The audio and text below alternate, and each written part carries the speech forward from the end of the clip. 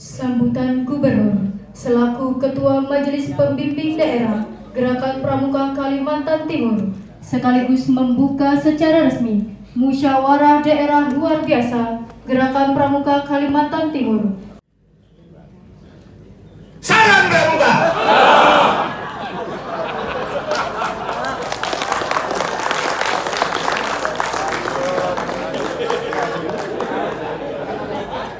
Biar kena sawan minum dulu. Biar tak sawan minum. Artinya yang ketawa itu yang ngantuk. Ada sawan minum. Ada yang Bismillahirrahmanirrahim. Assalamualaikum warahmatullahi wabarakatuh. Selamat siang, salam sejahtera buat kita semua. Om Swastiastu, Namo Buddhaya, salam kebajikan.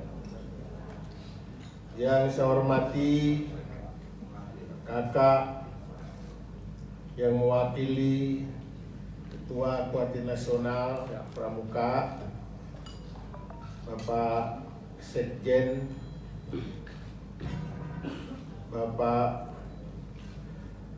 Dr. Kiai Haji Bahtiar SIP MAP, Mayor Jenderal TNI Purnawirawan,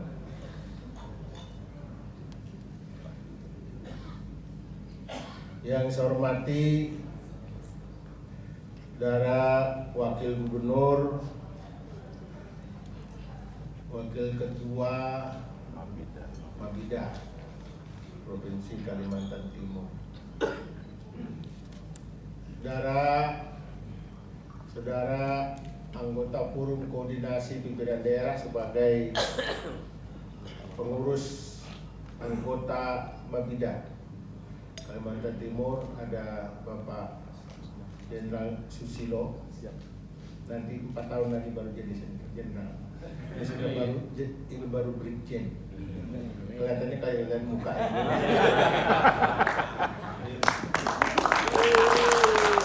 Yang tidak pengalaman dari pangkatnya dengan, ya silakan Pak Kombes mewakili Kapolda. Yang saya hormati saudara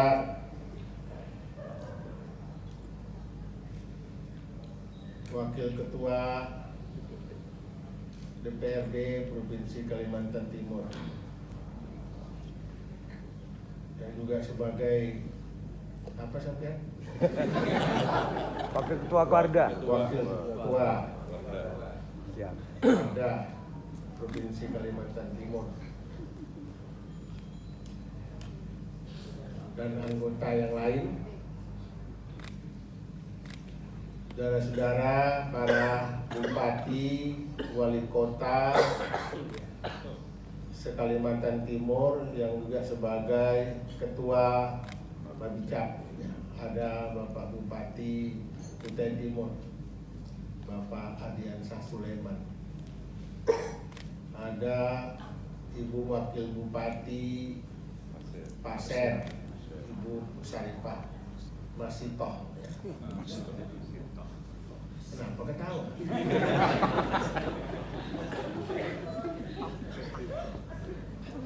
Wakil Wali Kota Samarinda, ada lagi yang dari kepala daerah atau yang mewakili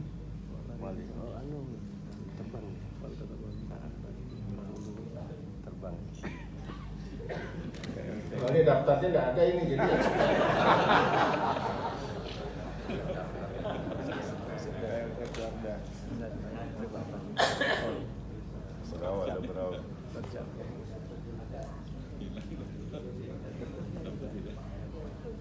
Kemudian saudara LT Ketua Warga Kalimantan Timur, Bapak Fahrudin Japri, dan seluruh pengurusnya ada. Kalau satu persatu tadi waktunya nggak cukup. Para ketua beserta sekretaris Kuartir Cabang Gerakan Pramuka se Kalimantan Timur tadi ya. yang memiliki hak suaranya ada 2 orang masing-masing di kabupaten kota. Para andalan daerah Gerakan Pramuka se-Kalimantan Timur,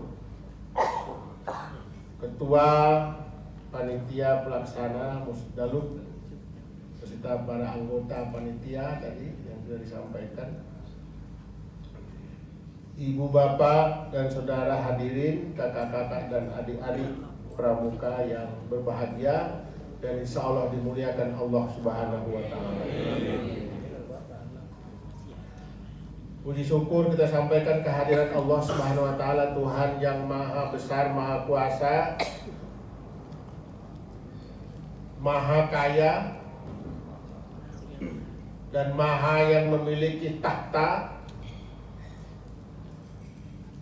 yang telah melimpahkan kepada kita semua pada siang hari ini. Kita bisa hadir di Hotel Novotel Balikpapan dalam rangka pertama silaturahim di antara kita semua, yang kedua menghadiri acara pembukaan dan sekaligus musyawarah luar biasa Warga Gerakan Pramuka Provinsi Kalimantan Timur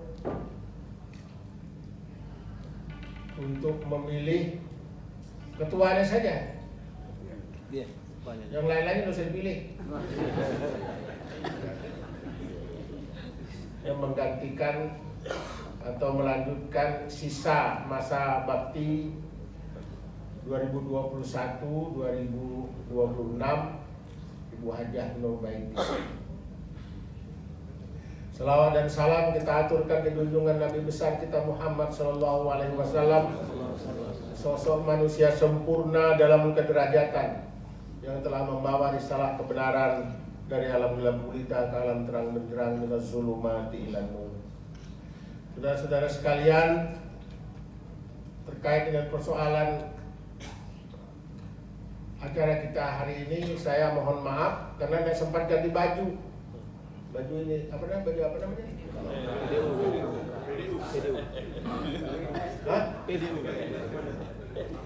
Apa tadi? Hah? Apa? Hah? Apa? Karena ada acara di sebelah. Acara Gold apa namanya? Golden Award dari Siwo PWI Nasional sini di sebelah. Jadi pakaiannya begini. Nah, rencana tadi paling-paling perkirakan kira-kira sekitar 1,5 jam selesai, sempat ganti baju, tapi tidak sempat. Nah, Pak Wakil Gubernur dia memang pakaiannya pakaiannya sudah sama aja, tidak sempat pakai baju lagi. Kita menyebrang ke sini. Jadi pakaian begini aja, mohon maaf. Yang kedua, saya sampaikan pada kesempatan hari ini agar musyawarah ini dapat dilaksanakan dengan demokratis dan efisien dan nggak usah bertengkar. Aman Pak, aman. Kalau bertengkar itu ngabisi baterai aja. Ya udah, ya benar. Santai. Kenapa? Karena pramuka ini kerjanya adalah kerja kemanusiaan. Tadi yang paling bagus itu adalah kalau kita membuat program-program yang menyentuh kepentingan anggota kepramukaan itu sendiri dan kepentingan masyarakat lainnya. Dan yang ketiga, pada kesempatan hari ini saya secara pribadi dan keluarga mohon maaf kalau selama Ibu Hajah Nurbaiti sebagai ketua Warga Pramuka Kalimantan Timur yang belum dapat melaksanakan dengan baik karena kondisi kesehatan sampai beliau mendahului kita semua. Ini ada dua pengurus yang mendahului kita itu, Pak Hatta Jainal, kemudian Ibu Hajah Nur Baiti. Udah tahu yang ketua yang kedatang ini?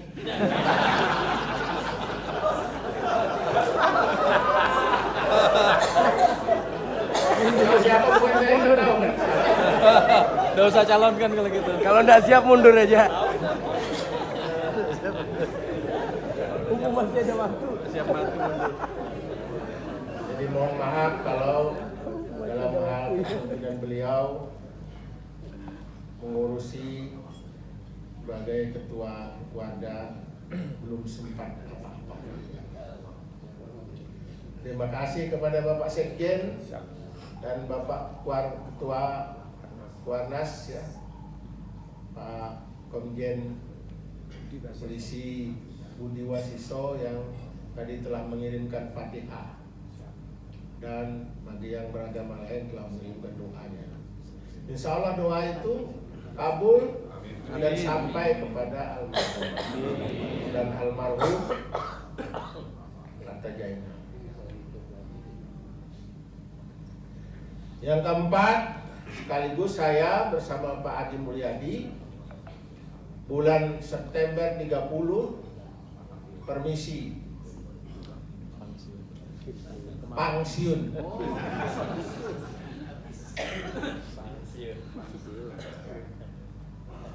Jadi kalau ada hal-hal terkait dengan persoalan pembinaan terhadap keluarga dan seluruh keluarga segala macam yang tidak bagus, kami mohon maaf. Karena begitulah kita ini dalam menjalankan tugas ada batas waktu.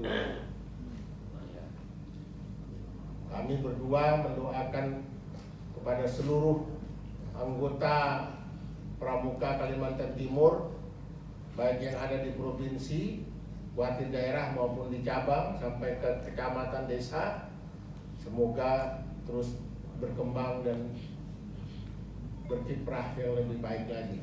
Amin. Semoga panjang umur semuanya. Amin. Sehat walafiat. Amin.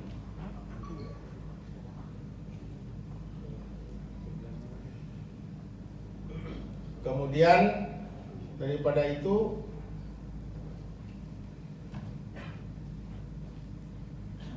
ada lupa tadi apa yang mau sampaikan. Makanya aku ingat-ingat nih apa tadi yang mau sampaikan. Ya enggak apa-apa, ini sambutan saya ini ada 400 halaman. Santai. Dan nantinya setelah selesai Musdalub ini dilaksanakan, sudah terpilih figur yang disepakati bersama dengan hasil musyawarah yang baik. Jadi ini musyawarah ini, bukan puting-putingan, musyawarah. Jadi kalau musyawarah itu lebih bernuansa kehidupan di tanah air kita ini. Karena demokrasi kita ini berdasarkan Undang-Undang Dasar, dalam pembukaannya itu musyawarah. Cuma di dalam amandemen undang-undang untuk memilih pemimpin itu dipilih langsung presiden dan wakil presiden. Kemudian juga sampai ke bawahnya pemilihan kepala daerah. Mestinya di musyawarah. Itu bagusnya pemilihan presiden itu kembali ke MPR. Saya sudah sampaikan 2010, Pak Bahtiar. 2010 saya sampaikan di Lemhanas, tapi nggak ada yang berani merespons. Ini karena merespon ini orangnya putus syarat yang menyampaikan. Kenapa? Karena memang kita ini hidup karena perbedaan suku, bangsa, adat istiadat, dan jumlahnya beda-beda. Jawa paling banyak jumlah penduduknya, kemudian siapa lagi. Di Kalimantan Timur ini beda jumlah penduduknya, misalnya Jawa paling banyak 35%, kemudian dari Sulawesi itu sekitar 18%, yang lainnya sini teman-teman. Nah, jadi para pendiri bangsa pada saat itu membangun dasar-dasar negara, konstitusi harus dengan musyawarah. Cuma ada catatan, ada syaratnya. Anggota MPR itu harus bukan keanggotaannya berasal dari keterwakilan penduduk, jangan, tetapi keterwakilan wilayah. Jadi sama seperti representasi anggota DPD RI. Jumlah penduduknya Kalimantan Timur itu 3,7 juta, jumlah penduduk Jawa Barat itu 50 juta, more or less, itu sama jumlahnya 4 orang. Jangan ada lagi namanya utusan daerah, jangan ada namanya lagi utusan golongan. Nanti orang Jawa lagi yang banyak di sini. Maka kesempatannya orang luar Jawa terbatas. Makanya kalau kita pelajari filosofi dari sebuah pembuatan undang-undang dasar dalam pembukaan itu sudah menggambarkan kondisi akar rumput dan nilai-nilai yang ada di dalam Negara Kesatuan Republik Indonesia. Musyawarah. Kalau pemilihan lagi nggak ada harapan orang luar Jawa. Biar pintarnya setengah langit, kondisi seperti ini ternyata memang survei saja tidak pernah ada orang luar Jawa. Survei karena memang sampelnya itu kecil. Oleh sebab itu dalam pemilihan presiden ini di luar konteks ya, sama dengan tadi, konteksnya adalah kita musyawarah. Harus musyawarah. Jadi kalau dia keterwakilan wilayah, Pulau Sumatera itu berapa provinsi itu? 10 ke 9? Anggaplah 10. 10. Kalau representasinya DPD RI 24 orang, berarti ada 40 orang. Jawa ada 6. 6 kali 4, 24. Sulawesi 6 orang, sama dengan Jawa. Kalimantan 5 provinsi, 20 orang. Jadi ada keseimbangan harus. Nah, kira-kira seperti ini usulan yang orang yang putus syarat dan jangan ikut. Tapi ini adalah sebuah wujud bagaimana kita berdemokrasi yang beda dengan demokrasi ala barat, beda, sama. Karena kondisi kita yang bermacam-macam ini. Karena kita hidup menjadi sebuah negara besar yang tumbuh dari berbagai wilayah perjuangan bersama dengan beda-beda. Hebat Republik Indonesia. Kenapa saya bilang hebat?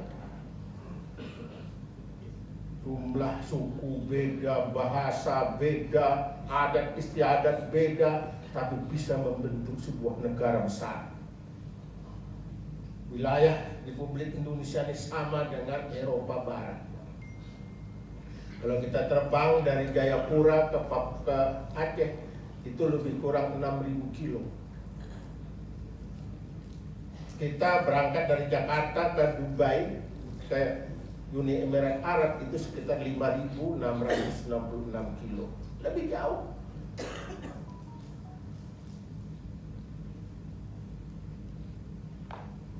Bisa menjadi sebuah negara bersatu dan besar. Arab,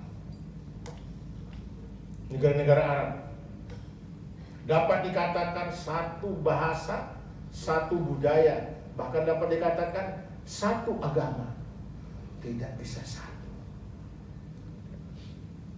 Eropa, berbagai macam suku bangsa menjadi negara sendiri. Terakhir kita lihat itu bagaimana Yugoslavia sekarang menjadi negara-negara di Balkan. Dari satu negara Yugoslavia menjadi 6 negara, 7 negara sekarang.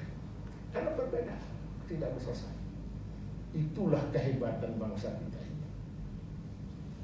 Itulah kalau kita pelajari bagaimana dulu para founding father kita yang membangun negara, menciptakan undang-undang dasar, sudah memikirkan, terinspirasi, terilhami dengan sebuah kondisi bangsa dari berbagai wilayah. Kira-kira seperti itu. Konteksnya musyawarah kita yang kita laksanakan.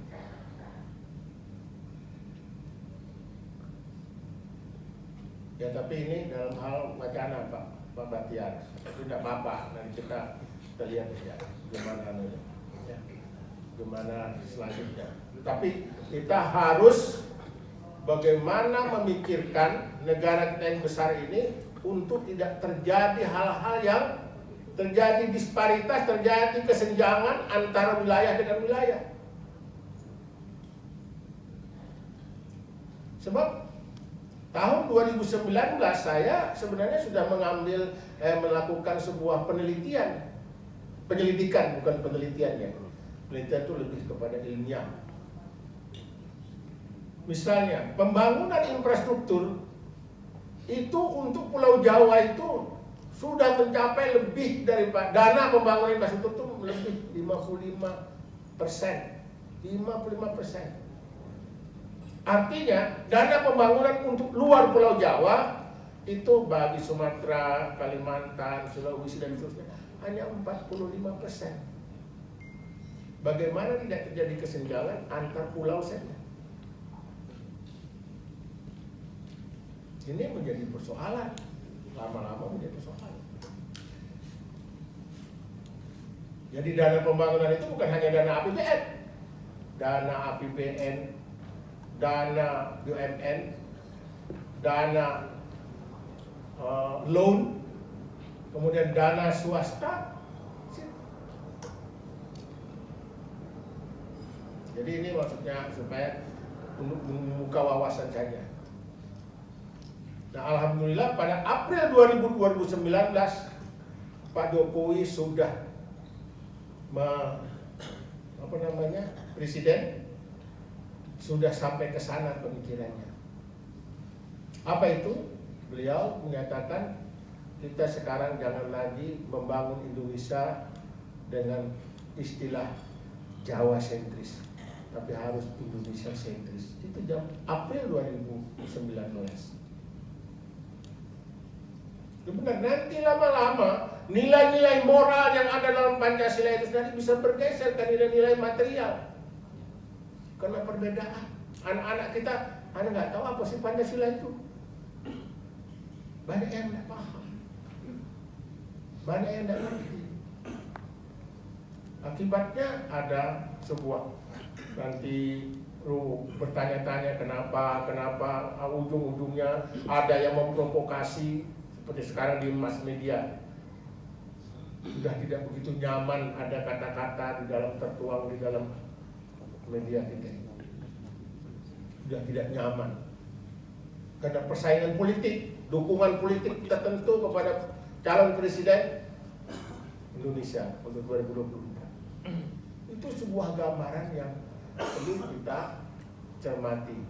Walaupun itu biasa dalam kondisi menjelang pemilihan umum, tapi nanti ada yang mengeksploitasi karena ada sebuah kekuatan besar di luar Indonesia. Persaingan di luar Indonesia itu ada.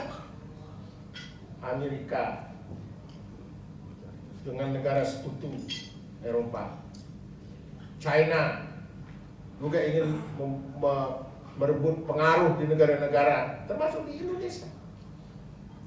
Karena di Indonesia ini adalah sebuah surga bagi peluang bisnis karena memiliki sumber daya alam yang melimpah. Dan sekarang ini ada lagi namanya blok baru, BRICS. Dari 5 negara, Brazil, Rusia, India, China, dan South Africa. Sekarang tambah menjadi 6. Uni Emirat Arab, Iran, Irak, kalau nggak salah Kenya, kemudian Argentina dan Uruguay. Jadi ini sudah, makanya ini juga kita harus hati-hati dengan perubahan lingkungan strategis yang begitu besar. Kita harus bisa menyesuaikan. Dan kemarin Pak Presiden kita diminta untuk menyampaikan sebuah pidato sangat cantik apa yang beliau sampaikan. Itu luar biasa di Cape Town pada sidang pertama, sidang SABEC terkait dengan BRICS di Afrika Selatan. Saya kira itu saja, itu hanya tambahan saja pemikiran bahwa kenapa jadi kita harus musyawarah. Karena musyawarah itu ada di dalam dasar undang-undang kita bernegara. Makanya dibiasakanlah yang namanya pramuka ini dalam hal mengambil keputusan, mencari pemimpin ketua harus dengan musyawarah. Nggak usah kita namanya bekaisan, itu bahasa Inggrisnya bekaisan, itu bahasa Jerman.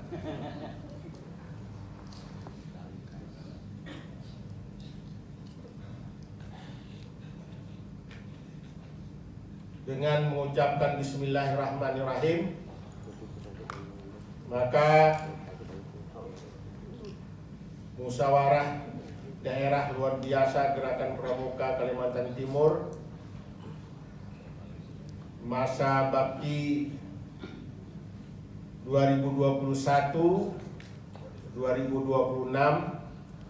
untuk memilih ketua Kuada. Sisa waktu 2021-2026. Dengan ini saya buka dengan resmi. 2 kali tepuk pramuka.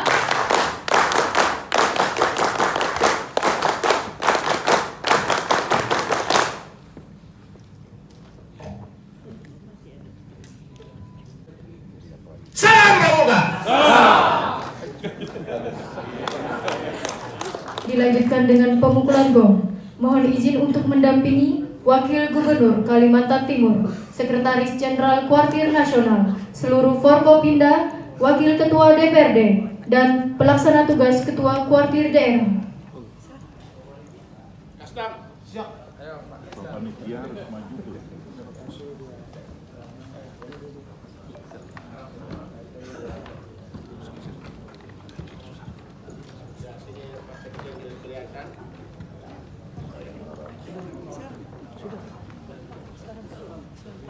Berapa kali nih?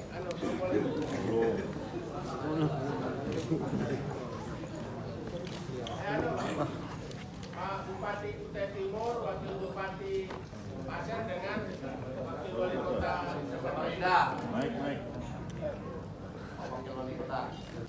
5, 4, 3, 2, 1.